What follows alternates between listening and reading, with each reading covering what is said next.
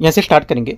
Next है इसके यहाँ पर यूपीएससी के लिए यहाँ पर जो फुल लेंथ टेस्ट है इसका टेस्ट नंबर पहला देखेंगे। यहाँ पर देखो फुल लेंथ यहाँ पर पहला है और ओवरऑल के हिसाब से यहाँ पर करीब 23वां नंबर जो पेपर होगा वो होगा। ठीक है, तो हम लोग यहाँ पर फुल लेंथ देख रहे हैं तो फुल लेंथ के हिसाब से 1 नंबर टेस्ट है और एकदम लेटेस्ट है।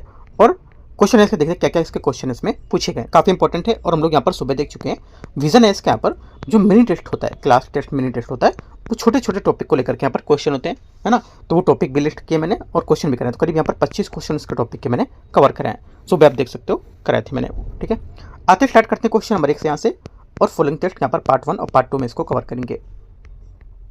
आते क्वेश्चन 1।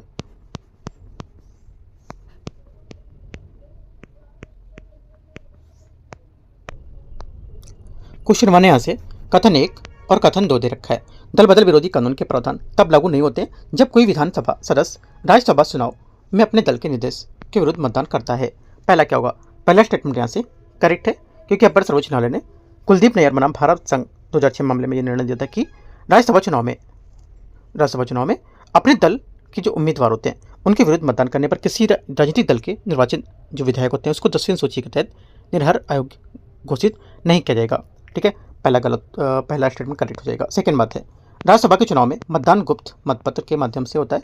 सेकंड बात क्या होगा, सेकंड बात भी यहाँ से गलत हो जाएगी क्योंकि यहाँ पर राज्यसभा चुनाव में दौरान विधायकों के द्वारा क्रॉस वोटिंग को रोकने के लेकर के जनप्रतिनिधित्व अधिनियम 1951 में 2003 में संशोधन किया गया था और यहाँ पर अधिनियम की धारा 59 में संशोधन करके प्रावधान किया गया था कि राज्यसभा चुनाव में मतदान खुली मतपत्र जो प्रणाली होती है ओपन बैलेट में उसमें की जाएगी। तो ये बात गलत हो जाएगी। ओनली 1 करेक्ट है, एक यहाँ से इसका आंसर होगा सी नंबर करेक्ट है। क्वेश्चन नंबर 2 है लोकसभा चुनाव के दौरान इलेक्ट्रॉनिक वोटिंग मशीन के उपलब्ध जो में से कोई यहाँ पर नोटा विकल्प है उसके बारे में विचार करना है। ठीक है, सभी निर्वाचन क्षेत्रों में नोटा एक विकल्प के रूप में उपलब्ध भले ही चुनाव में केवल एक ही उम्मीदवार क्यों ना लड़ रहा हो। सेकंड बात क्या होगा, देखो सेकंड क्वेश्चन का पहला स्टेटमेंट यहाँ से क्या होगा, ये गलत है। ठीक है, सेकंड का पहला क्या होगा यहाँ से गलत होगा क्योंकि यहाँ पर सभी निर्वाचन क्षेत्रों में जो लोकसभा चुनाव के दौरान यदि केवल एक ही उम्मीदवार चुनाव लड़ता है तो रिटर्निंग ऑफिसर मतदान कराए बिना ही तुरंत परिणाम घोषित कर देता है और लोक प्रतिनिधित्व अधिनियम 1951 की धारा 53(2) के अनुसार यदि चुनाव लड़ने वाले उम्मीदवार की संख्या भरी जाने वाली सीटों की संख्या के अर्थात के बराबर होती है तो रिटर्निंग ऑफिसर तुरंत यहाँ पर उस उम्मीदवार को विधिवत निर्वाचित घोषित कर देता है। परिणामस्वरूप ईवीएम का उपयोग नहीं किया जाता है और उस पर निर्वाचन क्षेत्र में मतदाताओं का नोटा विकल्प उपयोग नहीं कराया जाता है। ये गलत हो जाएगा। सेकंड बात है यदि किसी निर्वाचन क्षेत्र में नोटा को सबसे अधिक वोट मिलते हैं तो उसे नए सिरे से चुनाव कराना होगा। सेकंड बात गलत है, नए सिरे से चुनाव नहीं कराना होगा तो नोटा सबसे अधिक मिलेंगे, जिससे उससे कम मिलेंगे जिसको, है ना, वही यहाँ पर उम्मीदवार माना जाएगा। ठीक है, तो गलत हो जाएगा, दोनों गलत है। आंसर क्या होगा, दूसरे का डी करेक्ट है। क्वेश्चन नंबर 3 है भारतीय संसद में सदन के नेता के संबंध में विचार करना है। लोकसभा और राज्यसभा की कार्यप्रणाली के नियमों में सदन के नेता शब्द को परिभाषित किया गया है। तीसरे का पहला स्टेटमेंट यहाँ से करेक्ट है। सेकंड बोल रहा है यदि प्रधानमंत्री लोकसभा का सदस्य है तो वह समानता लोकसभा के सदन के नेता के रूप में काम करेगा। सेकंड बात क्या होगी, सेकंड बात भी करेक्ट है। तीसरा थर्ड यहाँ से यदि यहाँ पर जो प्राइम मिनिस्टर है यहाँ पर जो अपर हाउस राज्यसभा का सदस्य है तो लोकसभा जो सभाध्यक्ष या लोकसभा के बहुमत दल के नेता को सदन के रूप में मनोनीत करेगा। तीसरी बात यहाँ से ये गलत होगी क्योंकि यहाँ पर ये प्रधानमंत्री जो है लोकसभा के सदस्य नहीं होते, अर्थात वे राज्यसभा के सदस्य हैं और प्रधानमंत्री लोकसभा के किसी अन्य सदस्य को मंत्री के सदन के नेता के रूप में कार्य करने के लिए मनोनीत कर देंगे। तो ये बात गलत हो जाएगी। आंसर 1 2 करेक्ट है। क्वेश्चन 4 है 4 यहाँ पर है कि इसमें स्टार्टिंग से लिखना कि जो सीरियल है सीरियल वाइज लगाना है, स्टार्टिंग से सीरियल के हिसाब से संविधान सभा का राष्ट्रगान को अपनाया गया ना। ठीक है, और भारत के ब्रिटिश औपनिवेशिक शासन को स्वतंत्र घोषित करना, भारत के संविधान द्वारा उद्देश्य प्रस्ताव अपनाना, भारत के संविधान को अधिनियमन करना। क्या होगा इसका आंसर, आंसर हो जाएगा चौथे का करेक्ट आंसर यहाँ से 3 2 1 4 इसका सही आंसर होगा। पहला भारत के संविधान सभा द्वारा उद्देश्य प्रस्ताव अपनाना, ठीक है, दूसरा भारत के ब्रिटिश औपनिवेशिक शासन को स्वतंत्र घोषित करना और 4 भारत का संविधान अधिनियम और उसके बाद पहला 3 2 4 1 फोर्थ का एक करेक्ट है। क्वेश्चन 5 है भारत में जिला न्यायाधीश की नियुक्ति के संबंध में विचार करना है। किसी राज्य में जिला न्यायाधीशों की नियुक्ति एवं पदोन्नति उस राज्य के राज्यपाल द्वारा उच्च न्यायालय के परामर्श से की जाती है। 5वें का पहला स्टेटमेंट करेक्ट है। सेकंड, जो व्यक्ति संज्ञा किसी राज्य की सेवा में नहीं है उसे जिला न्यायाधीश केवल तभी नियुक्त किया जा सकता है जो वे कम से कम 10 वर्षों तक अधिवक्ता या वकील रहा हो। सेकेंड बात गलत है, क्योंकि अनुच्छेद 233 के अनुसार संज्ञा राज्य की सेवा में पहले से कार्यरत न होने वाला व्यक्ति जिला न्यायाधीश नियुक्त होने के लिए तभी पात्र होता है जब वह कम से कम 7 वर्षों अधिवक्ता या वकील रहा हो और उस न्यायालय द्वारा उसकी नियुक्ति के लिए उसकी सिफारिश की गई हो। ठीक है, और आवश्यकता 7 वर्ष की है और 10 वर्ष की नहीं। ओनली वन करेक्ट है, 5वें का ए। क्वेश्चन 6, क्वेश्चन नंबर 6 यहाँ से इसमें बोल रहे लोकसभा की बैठक में 390 सदस्य उपस्थित है और मतदान कार्य जो निम्नलिखित में से परिस्थितियों पर विचार करना है। मौलिक कर्तव्य संशोधन करने वाला विधेयक 261 सदस्यों को समर्थन से पारित किया जा सकता है। छठे का पहला यहाँ से स्टेटमेंट क्या होगा? पहला स्टेटमेंट यहाँ से इसका जो रहेगा ये गलत होगा, है ना। पहली बात यहाँ से इसकी क्या होगी? ये गलत है। क्यों? पहले इसलिए गलत है इसका क्योंकि बोले कि इसमें मौलिक कर्तव्यों के संशोधन वाला 261 सदस्यों के समर्थन को पारित किया जाना होगा। ठीक है, तो देखो यहाँ से जो होगा इसका 261 में नहीं होगा क्योंकि सदन की कुल सदस्यता का जो बहुमत है ये लोकसभा की कुल सीटें 543। ठीक है, आवश्यक बहुमत कितना होता है? 543/2 272। ठीक है, तो यहाँ से ये गलत हो जाएगा। सेकंड, किसी राज्य की सीमा में परिवर्तन करने वाला विधेयक 196 सदस्यों के समर्थन से पारित किया जा सकता है। ये बात करेक्ट है, दूसरा सही है और पहला गलत होगा। छठे का आंसर बी यहाँ से सही है क्योंकि यहाँ पर बहुमत की आवश्यकता 392/195 अतः न्यूनतम यहाँ पर वोटों की जो संख्या होगी 196 होगी। ठीक है, आगे आते क्वेश्चन 7 नंबर। इसमें बोला भारतीय संविधान की छठी सूची के संबंध में विचार करना है।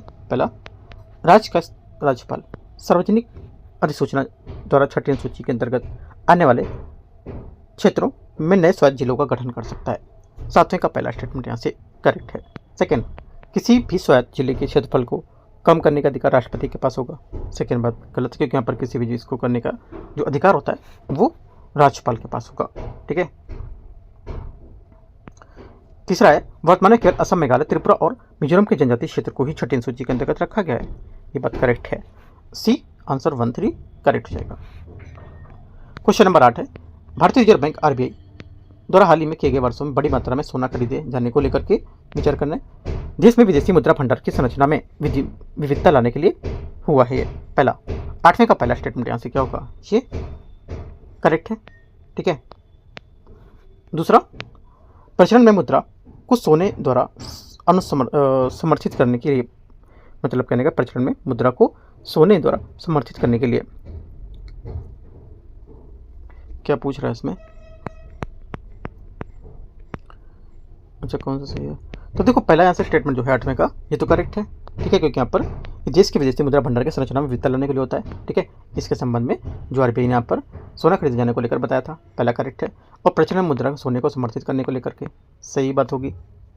ये बात गलत होगी, सही नहीं होगी, क्योंकि भारत में लगभग सभी आधुनिक जो अर्थव्यवस्था है ये न्यूनतम आरक्षित प्रणाली जो होती है उसके सिस्टम पर कार्य करता है, ना कि अनुपातिक आरक्षित प्रणाली पर काम करेगा। ठीक है, ये बात इसकी गलत हो जाएगी। ठीक है, तीसरी बात है वैश्विक जो वित्तीय एवं मुद्रा अस्थिरता होती है उससे बचाव के लिए।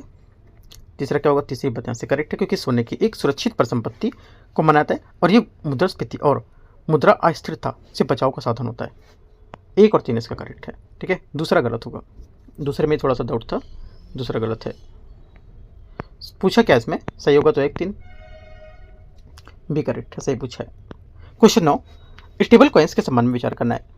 ये ब्लॉकचेन आधारित डिजिटल परिसंपत्ति जिन्हें किसी निर्दिष्ट परिसंपत्ति के सापेक्ष एक स्थिर मूल्य बनाए रखने के लिए डिजाइन किया गया है। 9वें का पहला स्टेटमेंट यहाँ से करेक्ट है। सेकंड यहाँ से केंद्रीय बैंक डिजिटल मुद्राओं सीबीडीसी जो होते हैं इसके विपरीत स्टेबल कॉइन निजी तौर पर जारी किए जाते हैं और इन्हें वैध मुद्रा का दर्जा प्राप्त नहीं होता है। सेकेंड बात ये भी करेक्ट है। तीसरा, tether USD coin stable coin के 2 एग्जाम्पल होंगे। तीसरी बात भी करेक्ट है क्योंकि टेथर जो है ये ट्रेडिंग और भुगतान के लिए इस्तेमाल होने वाला सबसे बड़ा स्टेबल कॉइन है और यूएस डॉलर कॉइन यूएसडीसी एक स्टेबल कॉइन है और दोनों अमेरिकी डॉलर से जुड़े हैं। आंसर 1 2 और 3 डी यहाँ से करेक्ट आंसर है। क्वेश्चन 10 है केंद्रीय बजट 2026-27 के संबंध में विचार करना है। भारत सरकार के बजट में पूंजीगत व्यय है इसके राजस्व व्यय से अधिक होगा। 10वें का पहला स्टेटमेंट यहाँ से गलत है। क्योंकि बजट में निर्धारित राजस्व पूंजीगत व्यय से काफ़ी अधिक है। पहला गलत हो जाएगा। भारत सरकार के बजट में राजस्व प्राप्तियां उसकी पूंजीगत प्राप्तियों से अधिक होंगी। सेकंड बात सही है, क्योंकि बजट में अनुमानित जो राजस्व प्राप्तियां हैं ये पूंजीगत प्राप्तियों से अधिक हैं। क्वेश्चन 11, भुगतान नियामक और जो बोर्ड है उसके बारे में। इसके गठन देश के भुगतान प्रणालियों के संचालन की निगरानी हेतु भारतीय रिजर्व बैंक द्वारा किया गया है। 11वें का पहला स्टेटमेंट यहाँ से करेक्ट है, एकदम सही है। ठीक है, और इसके अध्यक्ष आरबीआई गवर्नर संजय मल्होत्रा हैं। अब भुगतान और जो इसके निपटान प्रणाली अधिनियम 2007 के तहत इसे संशोधन का बोर्ड में गठन किया गया था। सेकेंड बात है इसकी 11वें की, ये बोल रहे कि इस बोर्ड में केंद्र सरकार के नामित सदस्य शामिल होते हैं। सेकेंड बात क्या हो गया, सेकेंड करेक्ट है। ठीक है, पहले आरबीआई जो गवर्नर है ना, मतलब इसका अध्यक्ष हो गया वो, और सदस्य इसमें आरबीआई के जो भुगतान निपटान प्रणाली उसके उप गवर्नर वो आपके सदस्य हो जाएंगे। ठीक है, तो वो हो गए, सेकेंड करेक्ट है। इसकी अध्यक्षता भारतीय रिजर्व बैंक के गवर्नर द्वारा की जाती है, अभी मैंने बताया आपको, करेक्ट है। चौथा, ये भुगतान और निपटान प्रणालियों की विनिमय पर्यवेक्षण का स्थान लेगा, ये बात भी करेक्ट है। आंसर 1, 2, 3, 4 सभी करेक्ट हैं। 12 नंबर है अर्थव्यवस्था के संबंध में विचार करना है। जो विभिन्न प्रकार की जो वस्तुएं उसके बारे में, किसी अन्य वस्तु को उत्पादन, उपभोग, उपयोग हेतु यहाँ पर किसी फर्म में खरीदी गई वस्तु को हमेशा मध्यवर्ती वस्तु माना है। 12वें का पहला स्टेटमेंट यहाँ से गलत है, क्योंकि किसी फर्म द्वारा उत्पादन में उपयोग के लिए खरीदी गई वस्तु हमेशा मध्यवर्ती वस्तु नहीं होती है। ये इस बात पर निर्भर करता है कि वस्तु प्रक्रिया पूरी तरह से उपयोग हो जाती है या बार बार उपयोग की जाती है, उस पर निर्भर करेगी। सेकेंड, किसी परिवार द्वारा व्यक्तिगत उपयोग के लिए खरीदी गई कार को टिकाऊ उपभोक्ता की वस्तु माना जाता है। सेकेंड बात करेक्ट है। तीसरा, अंतिम उत्पादन का वह भाग है जिसमें पूंजीगत वस्तुएं सम्मिलित होती हैं और अर्थव्यवस्था का सकल निवेश माना जाता है। तीसरी बात यहाँ से क्या होगा, करेक्ट है भी। आंसर क्या होगा, आंसर बी यहाँ से करेक्ट है, 2 और 3 सही है, सी मतलब बी यहाँ से आंसर हो जाएगा 12वें का। क्वेश्चन 13 है 16वें वित्त आयोग के राज्यों की जो मध्य क्षैतिज यहाँ पर कर वितरण पर जो सिफारिश है उसके लिए निम्नलिखित में से कौन सा यहाँ पर नया मानदंड प्रस्तुत किया गया था। आंसर हो जाएगा, ये प्रस्तुत किया गया था कि सकल घरेलू जो योगदान है उसमें उत्पाद में योगदान देना, क्योंकि यहाँ पर 16वें वित्त आयोग ने राष्ट्रीय सकल उत्पाद जीडीपी में योगदान को लेकर के ध्यान रखने के लिए जीडीपी में योगदान पैरामीटर प्रस्तुत किया था, और ये 15वें वित्त आयोग द्वारा उपयोग किए जाने वाला कर राजकोषीय प्रयास पैरामीटर के मानदंड को बताता है, और जिसमें यहाँ पर इसका 10% भारांश दिया गया है मानदंड का। क्वेश्चन नंबर 14 है। 14 यहाँ से निम्नलिखित में से कौन सा संकेतिक यहाँ पर बीमा प्रवेश पैठ और बीमा घनत्व के बीच अंतर को सही बताता है, और जो किसी देश की बीमा क्षेत्र के विकास को आकलन करने के लिए उपयोग करने वाले संकेतक होते हैं। आंसर हो जाएगा 14 का करेक्ट आंसर ये हो जाएगा। बीमा प्रवेश जीडीपी के प्रतिशत के रूप में बीमा प्रीमियम को मापता है, जबकि बीमा घनत्व प्रति व्यक्ति जो प्रीमियम होते हैं उसको मापेगा। बी क्या होगा, 14 का सही आंसर है। ठीक है, जो बीमा प्रवेश होता है पैठ, ये किसी दिए गए वर्ष में अर्जित प्रीमियम सकल घरेलू उत्पाद होता है जीडीपी उसके अनुपात को परिभाषित करता है, और यह मूल रूप से समग्र अर्थव्यवस्था के सापेक्ष बीमा के क्षेत्र को विकास के रूप में मापता है। ठीक है, याद रखना है। क्वेश्चन नंबर 15 पेरोव्स्काइट सोलर के बारे में विचार करना है। पेरोव्स्काइट एक यहाँ पर विशिष्ट क्रिस्टल संरचना वाला पदार्थ है जिसका नामकरण कैल्शियम कार्बोनेट खनिज के आधार पर हुआ है। 15 का पहला स्टेटमेंट यहाँ से क्या होगा, गलत है। ठीक है, दूसरा, पुनर्चक्रण के दौरान पीएससी से कोई पर्यावरणीय जोखिम नहीं होता है, गलत है, क्योंकि पर्यावरणीय जोखिम है इसमें, और पीएससी जो है फोटोवोल्टिक प्रभाव के माध्यम से विद्युत उत्पन्न करता है, ये बात एकदम करेक्ट है इसकी। ठीक है, आंसर क्या होगा, आंसर यहाँ हो जाएगा सी करेक्ट आंसर है। क्वेश्चन 16 है, निम्नलिखित पर विचार करना है। कथन 1, कथन 2, वैश्विक नौवहन प्रणाली जो होती है उसके उपग्रह को समानता निम्न भू कक्षा में स्थापित किया जाता है। पहला 16 का पहला स्टेटमेंट यहाँ से गलत है, क्योंकि यहाँ पर इनको ये जो है इनमें मध्यम भू कक्षा होती है एमईओ है ना, और स्थिर भू कक्षा होती है जीओ, उसमें स्थापित करते हैं, ना कि इनको एलईओ में स्थापित करते हैं। बात गलत हो जाएगी। निम्न भू कक्षा शहरी वातावरण में कम विलंबता, उच्च सिग्नल शक्ति और बेहतर सिग्नल पैड प्रदान करती है। सेकेंड बात यहाँ से करेक्ट है, सिर्फ दूसरा करेक्ट है, क्योंकि कम विलंबता, उच्च सिग्नल शक्ति, बेहतर सिग्नल पेड होता है इसमें। ओनली 2 करेक्ट है, मतलब यहाँ से सेकेंड बात सही है, सिर्फ आंसर हो जाएगा 16 का डी करेक्ट है। क्वेश्चन 17 है, निम्नलिखित पर विचार करना है। आनुवंशिक अभियांत्रिकी मूल्यांकन समिति जीईएससी पर्यावरण वन और जलवायु परिवर्तन मंत्रालय के अधीन कार्यरत एक वैधानिक समिति होगी। पहली बात क्या है, 17 का पहला स्टेटमेंट यहाँ से करेक्ट है। सेकेंड, जीएससी भारत में आनुवंशिक रूप से संशोधित जीवों को आयात और निर्यात के लिए अनुमोदित करता है। सेकेंड बात ये भी सही है। तीसरा है, भारत में व्यावसायिक कृषि के लिए स्वीकृत आनुवंशिक रूप से संशोधित फसलें मात्र बीटी कपास DMH11 होगी। तीसरी बात यहाँ से गलत है, क्योंकि भारत में व्यावसायिक खेती के लिए केवल बीटी कपास स्वीकृत आनुवंशिक रूप से संशोधित फसल, यद्यपि जीईएससी ने अक्टूबर 2022 में बीज उत्पादन के परीक्षण के लिए GM सरसों DMH11 और पर्यावरण उपयोग की सिफारिश की थी, लेकिन यहाँ पर किसानों द्वारा व्यावसायिक खेती के लिए इसे अभी तक पूरी तरह से मंजूरी नहीं मिली है और ये मामला वर्तमान में सर्वोच्च न्यायालय में विचाराधीन है ना। तो यहाँ से एक बात गलत हो जाएगी। 1 2 सिर्फ करेक्ट है, दो बातें 17 का। क्वेश्चन 18 है, S-400 मिसाइल रक्षा प्रणाली जो है उसके बारे में विचार करना है। S-400 रूस द्वारा विकसित एक उन्नत सतह से हवा मार करने वाली मिसाइल प्रणाली है। 18 का पहला स्टेटमेंट यहाँ से करेक्ट है। सेकेंड, ऑपरेशन सिंदूर के दौरान भारत ने पाकिस्तानी मिसाइल और ड्रोन हमले से रोकने के लिए S-400 मिसाइल की रक्षा प्रणाली तैनात की थी। सेकेंड बात यहाँ से करेक्ट है, दोनों बातें सही है। आंसर क्या होगा? 18 का सी। क्वेश्चन 19, माइटोकॉन्ड्रियल रिप्लेसमेंट थेरेपी के बारे में विचार करना है। एमआरटी को इन विट्रो फर्टिलाइजेशन का एक रूप माना जाता है। 19 का पहला स्टेटमेंट यहाँ से करेक्ट है। मातृतुर्कु स्थानांतरण एमआरटी की एक तकनीक है जिसमें निषेचन के बाद माइटोकॉन्ड्रिया को दान किया जा सकता है। 19 का सेकंड स्टेटमेंट यहाँ से क्या होगा? सेकंड यहाँ से गलत है, क्योंकि यहाँ पर जो एमएसटी है ना, एमएसटी जो अंडे होते हैं उसको केंद्रीय आनुवंशिक पदार्थों को निकालकर दान दिए गए उन अंडों को स्थानांतरित किया जा सकता है जिसमें पहले से ही केंद्रीकृत आनुवंशिक पदार्थ निकाल दिए गए होते हैं और फिर अंडों को शुक्राणुओं से निषेचित करके भ्रूण बनाए जाते हैं, अर्थात निषेचन से पहले। ठीक है, तो ये बात गलत हो जाएगी।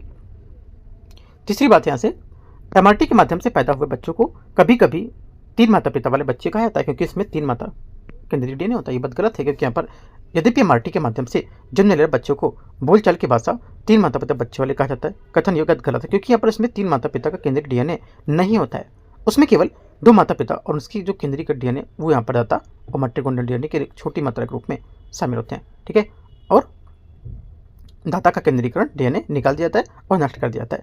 तो सिर्फ यहाँ से पहला स्टेटमेंट करेक्ट है। क्वेश्चन यहाँ से 20 है, निम्नलिखित में से कौन सा शब्द जो है ये बोल रहा है, कौन सा शब्द सक्रिय भेषजीय घटक का सर्वोत्तम वर्णन करता है? 20 का आंसर हो जाएगा, ये करता है। करेक्ट आंसर, दवा का जैविक रूप से सक्रिय घटक जो इच्छित प्रभाव को उत्पन्न करता है। B20 का करेक्ट आंसर होगा, क्योंकि यहाँ पर सक्रिय औषधि जो संगठक होता है ये किसी औषधि भेषज उत्पाद में विद्यमान जैविक जो रूप से सक्रिय घटक को संदर्भित करता है और ये घटक वांछनीय चिकित्सकीय प्रभाव को उत्पन्न करता है और दवा में मौजूद अन्य घटक जैसे बाइंडर, फिलर, रंग ये सब सहायक होते हैं इसमें और ये दवा को प्रभावी ढंग से पहुंचाने में मदद करते हैं और इसका स्वयं को औषधि प्रभाव कोई नहीं होता है। भी यहाँ से आंसर होगा।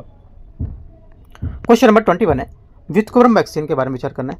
व्युत्क्रम वैक्सीन का विकास निम्नलिखित में से किस लक्ष्य को प्राप्त करने के उद्देश्य से किया गया था? करेक्ट आंसर हो जाएगा 21 का, ये किया गया था प्रतिरक्षा प्रणाली शरीर की जो उनके ऊतकों पर हमला करने से रोकने के लिए। क्वेश्चन 22 यहाँ से, इससे बोला निम्नलिखित घटना को सबसे पहले घटित घटना को शुरू करते हुए कालक्रम के अनुसार व्यवस्थित करना है। 22 नंबर में देखते हैं। पहला यहाँ पर हो जाएगा, लंदन में श्यामजी कृष्ण वर्मा को इंडियन होम रूल सोसाइटी की नींव रखी थी।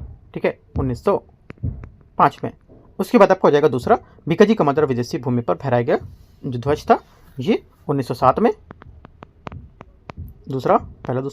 तीसरा, सैन फ्रांसिस्को में गदर पार्टी की स्थापना करना। ठीक है, गदर पार्टी की स्थापना 1913। तीसरी बात हो गई। और उसके बाद चौथी बात जो है कामागाटामारू प्रकरण, ये कब हुआ था? 1914। ठीक है, तो सब सीरियल से लगे। आंसर ए यहाँ से करेक्ट है। क्वेश्चन 23 नंबर है, मराठा साम्राज्य के संबंध में विचार करना है। पहली बात, सरंजाम एक भूमि अनुदान प्रणाली थी जिसका उद्देश्य साम्राज्य के प्रति प्रमुख व्यक्तियों की वफादारी सुनिश्चित करना था। 23 का पहला स्टेटमेंट यहाँ से करेक्ट है। सेकंड, 14 स्वदेशमुखी मराठा साम्राज्य के अंदर से ही इकट्ठा किए जाते थे। सेकंड बात यहाँ से गलत है, क्योंकि यहाँ पर 1/4। ठीक है, स्वदेशमुखी जो था अतिरिक्त 10% मराठा साम्राज्य के भीतर एकत्रित नहीं था। इसके बजाय मराठा आक्रमण से बचने के लिए उन्हें भूमि पर वंशानुगत दावे से रूप में ये कर मुगल साम्राज्य दक्कन की सल्तनत के पड़ोसी क्षेत्रों पर एकत्र किए जाते थे। सेकंड गलत होगा। तीसरा है छत्रपति शिवाजी का राज्याभिषेक शिवनेरी किले में हुआ था, जो उनकी राजधानी के रूप में कार्य करता था। ठीक है, तीसरी बात यहाँ से गलत है, क्योंकि यहाँ पर छत्रपति शिवाजी का जन्म शिवनेरी किले 1630 में हुआ था और उनका राज्याभिषेक रायगढ़ किले 1674 में हुआ था, जो उनकी राजधानी के रूप में काम करता था। ये गलत हो जाएगा। ओनली 1 करेक्ट है, बी यहाँ से आंसर होगा। गलत पूछा है तो तीसरा गलत है और दूसरा गलत है। पूछे गलत कौन सा है ना, तो गलत कौन सा तो दूसरा तीसरा गलत होगा। आंसर आपको हो जाएगा 2 और 3 होना चाहिए यहाँ पर। ठीक है, बी यहाँ से आंसर होगा। दूसरा तीसरा गलत है, 2 3 यहाँ से आंसर होना चाहिए गलत। थोड़ा सा मिस्टेक यहाँ पर पॉइंट हो गया इनका करने में आंसर को। 24 है उस्ता कला, जो शुद्ध सोने की पत्ती को उत्कीर्ण डिजाइनों में उपयोग करने के लेकर प्रसिद्ध और पारंपरिक शिल्प को लेकर बताता है। ये किस राज्य से संबंधित है? करेक्ट आंसर हो जाएगा, ये संबंधित है राजस्थान, इसका करेक्ट आंसर होगा। उस्ता कला अभ्यास मुख्य रूप से राजस्थान के बीकानेर जिले में उस्ता कारीगर द्वारा पर किया जाता है। और उस्ता कला एक अनूठी और विश्व प्रसिद्ध कला है, विद्या है, जिसमें बोया में चित्रकारी और सोने की नक्काशी का प्रयोग यहाँ पर किया जाता है। और इसकी उत्पत्ति ईरान में हुई थी और मुगल काल में भारत में इसका काफ़ी विकास भी हुआ था। ठीक है, आगे आते हैं। क्वेश्चन नंबर 25 25 नंबर है। 25 नंबर है ब्रिटिश भारत में सिविल सेवाओं के विकास के संबंध में विचार करना है। पहली बात है योग्यता आधारित आधुनिक सिविल सेवा की अवधारणा को लॉर्ड मैकाले की रिपोर्ट की अनुशंसाओं के बाद 1854 में पेश किया गया था। 25 का पहला स्टेटमेंट यहाँ से करेक्ट है। एचिसन आयोग ने सेवाओं के 2 समूहों के पुनर्गठित करने की सिफारिश की थी, और अनुबंधित और गैर अनुबंधित दोनों। सेकेंड बात गलत है, क्योंकि यहाँ पर एचिसन आयोग ने 1887 में अनुबंधित और गैर अनुबंधित सिविल सेवाओं के अंतर को समाप्त कर दिया था और सेवाओं में 3 समूह में पुनर्गठित किया था, शाही, प्रांतीय और अधीनस्थ में। गलत हो जाएगी बात। तीसरा है भारतीय सिविल सेवा आईसीएस के लिए एक साथ परीक्षाएं भारत में प्रथम विश्व युद्ध और मॉन्टेग्यू चैम्फोर्ड सुधार के बाद आयोजित की जाने लगी थी। ये बात करेक्ट है। आंसर 25 का 1 और 2 करेक्ट हो जाएगा, 1 मतलब ए नंबर। 26 नंबर भारतीय राष्ट्रीय आंदोलन जो है उसके बारे में कम्युनिस्ट नेताओं के बारे में विचार करना है, व्यक्तित्व और यहाँ पर भूमिका योगदान। ठीक है, 26 पहला यहाँ से है एस.वी. घाटे, भारतीय कम्युनिस्ट पार्टी सीपीआई के प्रथम महासचिव थे। पहली बात यहाँ से करेक्ट है। सेकंड मुजफ्फर अहमद कानपुर बोल्शेविक षड्यंत्र मामले में संबंधित थे, सेकंड भी सही है। अगला है एम एन राय। एम एन जो राय हैं ये जो भारत का पहला समाजवादी साप्ताहिक प्रकाशित किया था, शीर्षक द सोशलिस्ट। तीसरी बात गलत है, क्योंकि यहाँ पर एस.ए. डांगे ने साप्ताहिक पत्रिका द सोशलिस्ट शुरू की थी। मुजफ्फर अहमद की तरह वे भी प्रमुख कम्युनिस्ट षड्यंत्र मुकदमे के आरोपी थे। तीसरा गलत हो जाएगा, है ना। ओनली 1 2 करेक्ट है, बी यहाँ से आंसर होगा। क्वेश्चन 27 है हड़प्पा सभ्यता के जो यहाँ पर व्यापार के संबंध में दिलमुन मगन शब्द किससे संबंधित है? हड़प्पा सभ्यता के व्यापार में दिलमुन मगन शब्द किससे संबंधित होगा? 27 का करेक्ट आंसर हो जाएगा यहाँ से। ये संबंधित है फारस की खाड़ी क्षेत्र में स्थित व्यापारिक साझेदारी के मध्यवर्ती व्यापारिक पड़ाव से संबंधित होगा। 27 का सी यहाँ से करेक्ट आंसर है। ठीक है, आगे आते हैं 28 नंबर क्वेश्चन।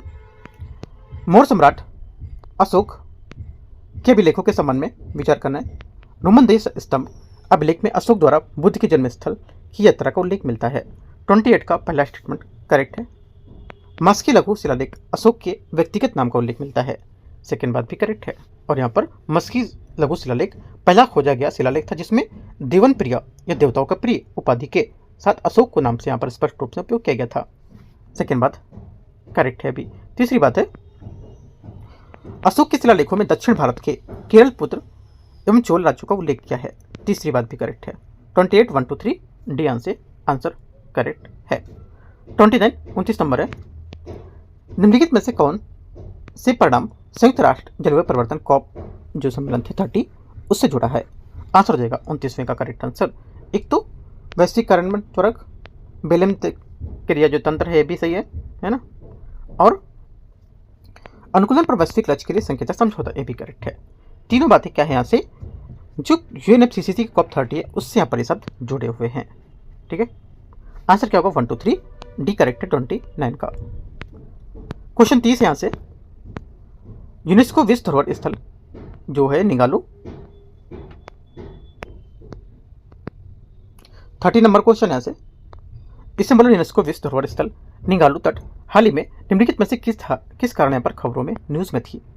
ठीक है, किस कारण न्यूज़ में थी आपको बताना। देखो यहाँ पे जो निगालू तट है ये पश्चिमी ऑस्ट्रेलिया का पूर्वी हिंद महासागर के दूरस्थ तट पर स्थित तटीय जल के एक प्रमुख निकटवर्ती प्रवाल वित्तीय प्रणाली को उसमें संलग्न चूना पत्थर की काष्ठ प्रणाली को तथा शुष्क तटरेखा के साथ संबंधित आवासों का और प्रजातियां पाई जाती हैं।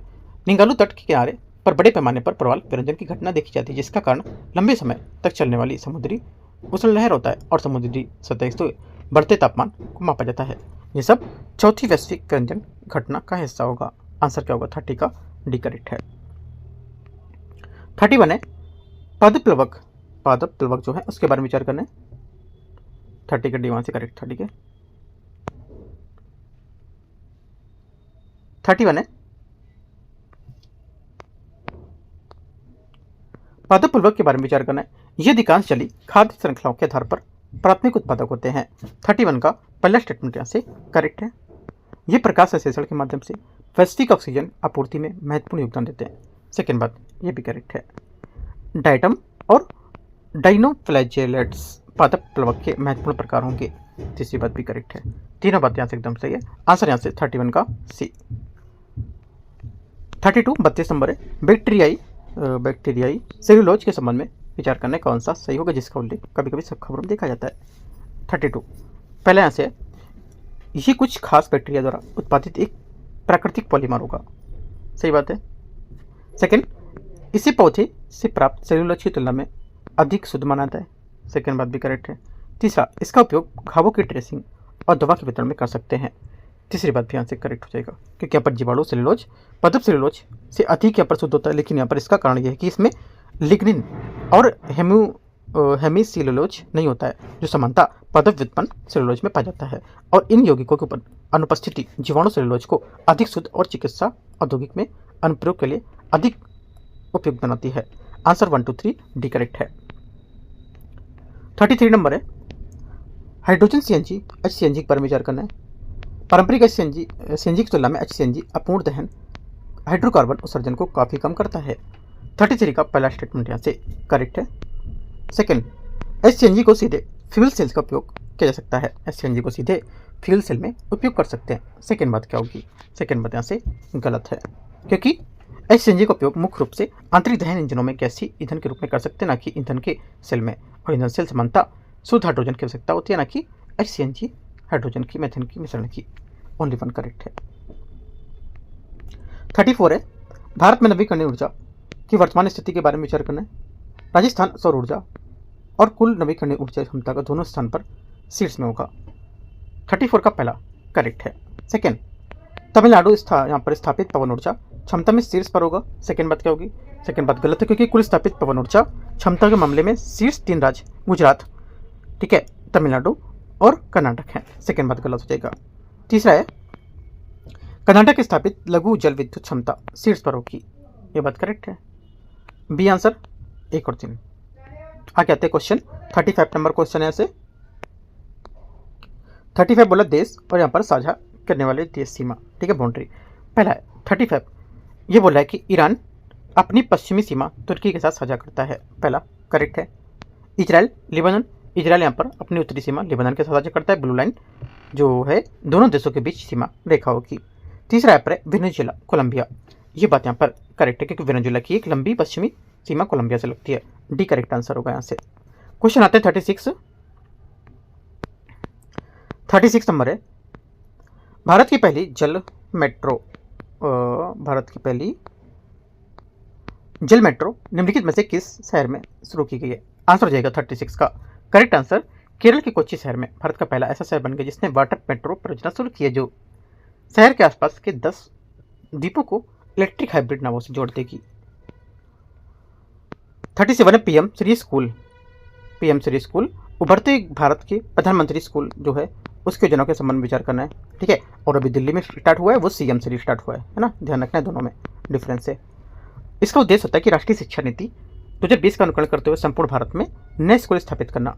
37 का पहला आंसर गलत, क्योंकि यहाँ पर नए स्कूल स्थापित नहीं करना, जो वहाँ पर स्कूल थे उनको ही यहाँ पर क्या होता अच्छे तरीके से स्टूडेंट करना और उनकी देख रेख काफ़ी अच्छे से करना, डेवलप करना उनको एक तरह से, न कि नए स्कूल स्थापित करना। गलत हो गया। इस योजना की गुणवत्ता आश्वासन के तहत माध्यमिक स्तर पर प्रत्येक बच्चे के कम से कम एक व्यावसायिक कौशल के साथ उत्तीर्ण होने की अपेक्षा करती है। सेकेंड बात करेक्ट है। तीसरा, कुछ राज्यों ने अभी तक इस योजना को नहीं अपनाया है।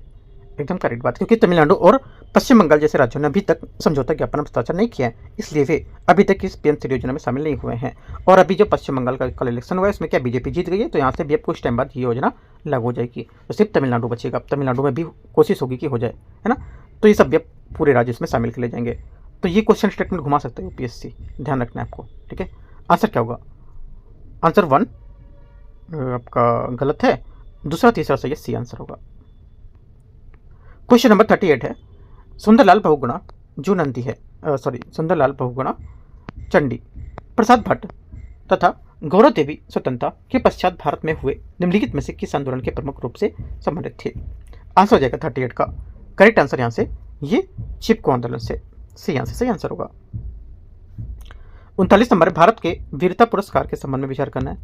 वीरता पुरस्कार की घोषणा जो है वर्ष में 2 बार गणतंत्र दिवस तथा स्वतंत्र दिवस के अवसर पर की जाती है। 39 का पहला स्टेटमेंट यहाँ से करेक्ट है। सेकंड, परमवीर चक्र भारत का सर्वोच्च युद्धकालीन वीरता पुरस्कार, जबकि कीर्ति चक्र सर्वोच्च शांतिकालीन वीरता पुरस्कार होगा। सेकंड बात क्या होगी? सेकंड बात यहाँ से गलत है, क्योंकि यहाँ पर परमवीर चक्र भारत का सर्वोच्च युद्धकालीन वीरता पुरस्कार है जो शत्रु की उपस्थिति और असाधारण साहस को दिया जाता है। अशोक चक्र सर्वोच्च शांतिकालीन पुरस्कार, जिसके बाद कीर्ति चक्र को स्वर के बाद आती है, ठीक है। तो ये बात गलत हो जाएगी। तीसरी बात है, वीरता पुरस्कार केवल भारतीय सशस्त्र बलों सदस्यों को ही प्रदान किए जाते हैं, नागरिकों को नहीं दिए जाते हैं, ये बात गलत है। ओनली 1 करेक्ट है, एक यहाँ से आंसर होगा, एक ए करेक्ट है। क्वेश्चन 40, स्टील और लोहे के उत्पादन के लिए आवश्यक खनिज मैग्नीज का विश्व का सबसे बड़ा उत्पादक देश कौन सा है? 40 का करेक्ट आंसर हो जाएगा ये हो जाएगा दक्षिण अफ्रीका। हाँ, दक्षिण अफ्रीका ठीक है, इसका करेक्ट आंसर है। दक्षिण अफ्रीका के पास विश्व का सबसे बड़ा मैग्नीज भंडार है और वैश्विक भंडार का लगभग 30% जो मुख्य रूप से उत्तरी केप टाउन जो प्रांत है उसमें कलाहारी मैग्नीज के क्षेत्र में स्थित होगा। क्वेश्चन नंबर 41 है। निम्नलिखित में से कौन से प्रक्रिया तंत्र आकटिक प्रवर्धन की तीव्रता को बढ़ाने में योगदान करता है? आंसर हो जाएगा 41 का करेक्ट आंसर यहाँ से एक तो परावर्तक बर्फीली सतहों का ह्रास होना, जिससे सौर ऊर्जा का अधिक अवशोषण होता है, पहला करेक्ट है। सेकंड, पिघलते परमाफ्रॉस्ट मीथेन का तीव्र उत्सर्जन होना, ये बात करेक्ट है। तीसरी बात है बढ़ते तापमान के कारण महासागरों की कार्बन सिंक के रूप में कार्य करने की क्षमता कमजोर होना। तीनों बातें करेक्ट है जो प्राकृतिक यहाँ पर तंत्र प्रक्रिया के आकटिक प्रबंधन के लिए जो तीव्रता बढ़ाने में योगदान देगी। आंसर 41 का डी। 42 नंबर है, लेटराइट मृदा के बारे में विचार करना है। इसका निर्माण उच्च तापमान और भारी वर्षा की दशाओं में होता है। 42 का पहला स्टेटमेंट यहाँ से करेक्ट है। सेकंड, ये चूने और सिलिका के तीव्र निक्षलन के कारण विकसित होती है, सेकंड बात भी करेक्ट होगा। तीसरा, ये बैक्टीरिया की तीव्र गतिविधि के कारण ह्यूमस और नाइट्रोजन की समृद्ध होगा, तीसरी बात गलत है क्योंकि यहाँ पर ये जीवाणु गतिविधि तीव्र होती है, जो फिर भी यहाँ पर ह्यूमस और नाइट्रोजन की मात्रा कम रहती है क्योंकि गर्म और आर्द्र जलवायु में जैविक पदार्थ काफ़ी जल्दी विघटित होता है और ये मृदा जम नहीं पाती है, ठीक है। क्या होगा? 1 2 करेक्ट है ये। 43 नंबर है। 43 है, निम्नलिखित में से किस क्षेत्र में पूरी वर्ष तापमान व्युत्क्रमण एक समान विशेषता होती है? आंसर हो जाएगा 43 का करेक्ट आंसर यहाँ से ये ध्रुवीय क्षेत्रों में, ठीक है। ध्रुवीय क्षेत्रों में लंबे समय तक ठंडी सतह स्थिति कमजोर और तापमान का अनुभव होता है और परिणाम स्वरूप ठंडी घनी वायु सतह के पास फंसी रहती है, जिससे यहाँ पर अपेक्षाकृत गर्म वायु ऊपर उठती है और जिससे पूरे तापमान व्युत्क्रमण के साथ साथ तापमान में स्थिति बनी रहती है। आगे आते क्वेश्चन 44, चक्रवातों के संबंध में विचार करना है। उष्णकटिबंधीय चक्रवात की तुलना में कटिबंधीय चक्रवात अधिक बड़े और प्रभावित करते हैं। 44 का पहला स्टेटमेंट यहाँ से एकदम करेक्ट है। सेकेंड बात है, उष्णकटिबंधीय चक्रवात सामान्यतः कम विनाशकारी होते हैं क्योंकि इनमें पवन की गति कम होती है, सेकेंड बात गलत है क्योंकि यहाँ पर उष्णकटिबंधीय चक्रवात अधिक विनाशकारी होते हैं और इसमें कम विनाशकारी नहीं होंगे ये, और गम महासागर के ऊपर विकसित होते हैं और संघनन की गुप्त ऊष्मा से ऊर्जा प्राप्त करते हैं, ठीक है। 1 करेक्ट है, एक आंसर होगा। 45 है, भारत के अंतर्राष्ट्रीय संपर्क के बारे में विचार करना है, परियोजनाओं के बारे में। भारत म्यांमार थाईलैंड त्रिपक्षीय राजमार्ग मणिपुर मोरे से होकर गुजरता है। 45 का पहला करेक्ट है। कराधान बहुविध पारगमन परिवहन परियोजना कोलकाता बंदरगाह के पलेत्वा से जोड़ती है इसको। सेकेंड क्या होगा? सेकेंड करेक्ट है। तीसरा, स्वर्णिम चतुर्भुज का पूर्व पश्चिम गलियारा सिलचर और पोरबंदर को जोड़ता है। तीसरी बात यहाँ से गलत है, क्योंकि स्वर्णिम चतुर्भुज का जो पूर्व पश्चिम कॉरिडोर है सिलचर और पोरबंदर को जोड़ता है, लेकिन ये घरेलू राजमार्ग परियोजना है, ना कि अंतर्राष्ट्रीय कनेक्टिविटी। 1 2 सिर्फ करेक्ट है। 1 2 करेक्ट है, तो 45 का आंसर सी होगा। 46 नंबर है, निम्नलिखित में से कौन सी वृक्ष प्रजातियां आर्द्र पर्णपाती वनों की विशेषता बताती हैं? आर्द्र पर्णपाती वनों की जो विशेषता होती है, एक तो होता है आपका यहाँ से सागौन, ठीक है, और यहाँ से आपका सॉल हो जाता है, राइट। तेंदु इसमें नहीं होगा, तो यहाँ पर शुष्क पर्णपाती वन होगा, ठीक है। पलास भी यहाँ पर नहीं, क्योंकि पलास यहाँ पर शुष्क पर्णपाती वन है। 1 2 सिर्फ करेक्ट है, आंसर बी यहाँ से इसका सही होना चाहिए। बी 1 और 2 है ना, ठीक है। क्वेश्चन 47 है। 47 है, हाल ही में भारतीय भूवैज्ञानिक सर्वेक्षण ने पश्चिम बंगाल के पूर्व मेदिनीपुर जिले में दुर्लभ मृदा तत्व अरीरी की जो अरीरी है उसकी युद्ध खनिजों की उपस्थिति की सूचना दी है। तटीय जलोढ़ बालू में निक्षेपों के साथ निम्नलिखित में से कौन से खनिज सबसे अधिक पाया गया था, अधिक पाया जाते हैं? आंसर हो जाएगा 47 का करेक्ट आंसर यहाँ से। एक तो आपका मोनाजाइट हो जाएगा, है ना। दूसरा आपका यहाँ से हो जाएगा जेनोमाइट, जेनोटाइप में भी करेक्ट है। और जो तीसरा है यहाँ पर बक्साइट, इसमें नहीं होगा, क्योंकि बक्साइट एल्युमिनियम ऐस के ना कि तटीय निक्षेप का दुर्लभ मृदा तत्व का, तो गलत हो जाएगा। 1 2 करेक्ट है, आंसर यहाँ से बी। 48 यहाँ से, विभिन्न प्रकार के मेघों के बारे में विचार करना है। पच्छाद मेघ पतले पंख मेघ जैसे होते हैं, जो अधिक ऊंचाई पर बनते हैं और हमेशा श्वेत रंग के होते हैं। 48 का पहला स्टेटमेंट यहाँ से करेक्ट है। सेकेंड बात है, कपासी मेघ सघन अपारदर्शी मेघ होते हैं, जो सामान्यतः पृथ्वी की सतह पर काफी समीप निर्मित होते हैं। सेकेंड बात यहाँ से गलत है इसका, क्योंकि कपासी मेघ निचले स्तरों पर बनते हैं, लेकिन सतह के पास अपारदर्शी या चपटे आधार वाले नहीं होते। वे रुई जैसे बादलों जैसे होते हैं, जिनका विकास ऊर्ध्वाधर होता है और ये समानता साफ मौसम का संकेत देते हैं। वर्षी मेघ काले आकारहीन मेघ होते हैं, जो मध्य और निचले स्तरों में निर्मित होते हैं और इनमें सूर्य की रोशनी का प्रवेश कम होता है। तीसरी बात करेक्ट है। आंसर क्या होगा? 1 3 करेक्ट है, तो बी आंसर होगा। 49 नंबर है, अभिकथन ए कारणार। कश्मीर के करेवा हिमनदी मोरेन का साथ अंतःस्तरित सरोवरी मृतिका के मोटे निक्षेप होते हैं।